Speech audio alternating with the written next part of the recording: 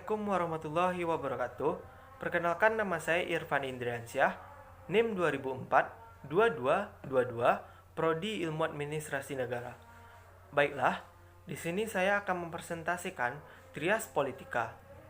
Pembagian fungsi-fungsi pemerintahan dibagi menjadi atas 3. Yang pertama yaitu legislatif atau disebut rule making, eksekutif atau disebut dengan rule application, dan yudikatif atau disebut dengan rule education.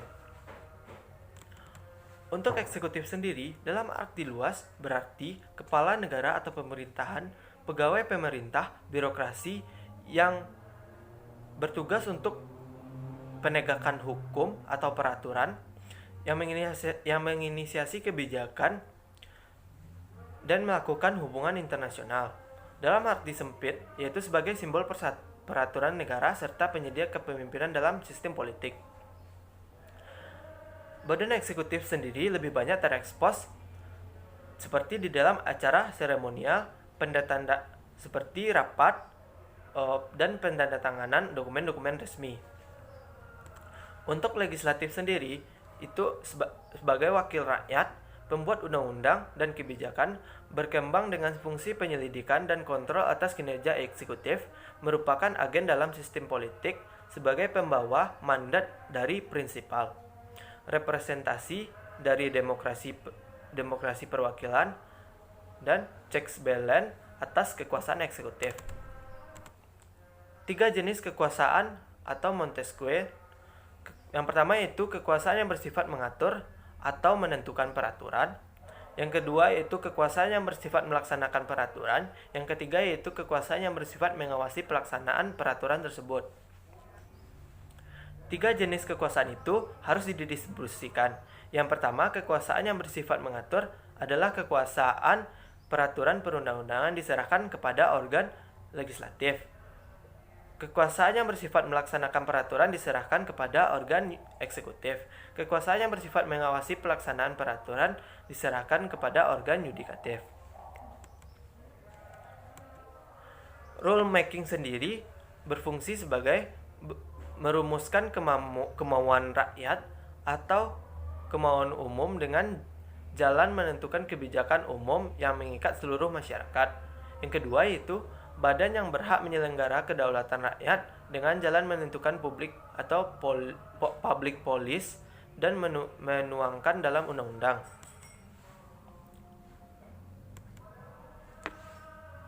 Dua jenis perwakilan. Yang pertama yaitu perwakilan politik, terjadi dari adanya pemilihan umum. Yang kedua yaitu perwakilan fungsional dengan menggunakan mekanisme pengangkatan. 4 kategori perwakilan. Yang pertama yaitu independen, yang kedua partai, ketiga rakyat, dan pemerintahan. Selanjutnya yaitu lembaga yudikatif. Pengertian lembaga yudikatif, suatu lembaga yang berfungsi mengadili penyelewengan pelaksanaan konstitusi dan peraturan perundang-undangan secara luas serta bersifat independen dalam pelaksanaan tugas dan fungsinya. Yang kedua yaitu kekuasaan lembaga yudikatif di Indonesia. Sistem hukum yang berkaitan berlaku di Indonesia khususnya hukum perdata. Hingga kini terdapat dualisme, yaitu yang pertama itu sistem hukum adat, suatu tata hukum yang bercorak asli Indonesia pada umumnya tidak tertulis. Yang kedua yaitu sistem hukum Eropa Barat Belanda yang dipengaruhi oleh hukum Romawi, asas kebebasan yudikatif, independen judiciary adalah berpedoman pada pasal 24 25 Undang-Undang 1945 bahwa kekuasaan hakim ialah kekuasaan yang merdeka, artinya terlepas pengaruh kekuasaan dari pemerintah. Berdasarkan hal tersebut, harus ada penjaminan dalam undang-undang tentang kedudukan para hakim. Dalam Undang-Undang Nomor 19 Tahun 1964 tentang pokok-pokok kekuasaan kehakiman, pasal 19 dikatakan bahwa demi kepentingan revolusi, kehormatan negara dan bangsa atau kepentingan masyarakat yang mendesak, Presiden dapat turut atau campur tangan dalam soal pengadilan. Lembaga yudikatif dalam era reformasi Indonesia, lembaga di Indonesia terjadinya adanya perubahan. Perubahan ini sejalan dengan adanya amandemen terhadap Undang-Undang 1945 Bab 9 tentang kekuasaan kehakiman pasal 24 ayat 2 menetapkan bahwa lembaga yudikatif yang menjalan kekuasaan kehakiman adalah Mahkamah Agung dan bidang peradilan yang berada di bawah dalam lingkungan peradilan umum, agama, militer, TUN, dan oleh sebuah Mahkamah Konstitusi. Wewenang lembaga yudikatif menurut Undang-Undang 1945 amandemen adalah sebagai berikut.